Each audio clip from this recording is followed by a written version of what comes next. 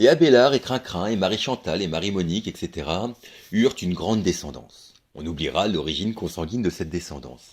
Mais à la cinquième génération, la production par tête commença à diminuer. Depuis plus de 100 ans, tout le monde produisait des pommes et en faisait profiter la communauté. Mais arriva Antonin. Antonin comprit rarement que s'il n'en foutait pas une, l'expression est de lui, cela ne l'empêcherait pas de manger des pommes. Il en avait pour tout le monde, il y en avait même trop. Il en parla à ses copains, Z, le Mig et Alex. Eux aussi comprirent l'intérêt d'aller s'amuser plutôt que de travailler. Et de fil en aiguille, par mimétisme, le comportement se propagea, et par découragement, la production des plus motivés baissa. Alors Dieu, toujours vous, dit: il va falloir que j'instaure des règles. Chaque personne ne mangera que ce qu'elle produit, à l'exception des enfants jusqu'à l'âge de 6 ans, après ils peuvent travailler.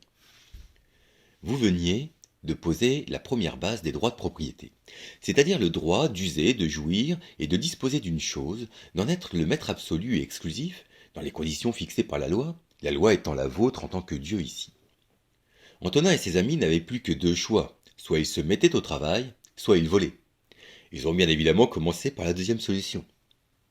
Excédé, vous, Dieu, décidez de convoquer Momo en haut de votre montagne sacrée. Momo qui s'était toujours un peu pris pour le chef. Vous aviez besoin de Momo pour travailler ensemble à un système de règles stabilisant les relations au sein de la communauté. Après des heures et des heures de travail, et des litres de café, sans aller aux toilettes, c'est de la magie divine, vous vous mettez d'accord sur 10 commandements dont le tu ne voleras point, et le tu ne convoiteras point la maison de ton prochain, tu ne convoiteras point la femme de ton prochain, ni son serviteur, ni sa servante, ni son bœuf, ni son âne, ni aucune chose qui appartienne à ton prochain.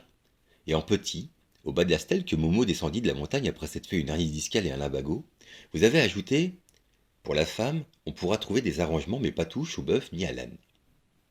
Ceux qui ne respectaient pas ces règles avaient les mains coupées, ce que Antonin et ses amis trouvaient fort embêtant pour aller jouer à la pétanque ou boire des verres au pub. Ils se mirent donc à travailler, et la production recommença à croître.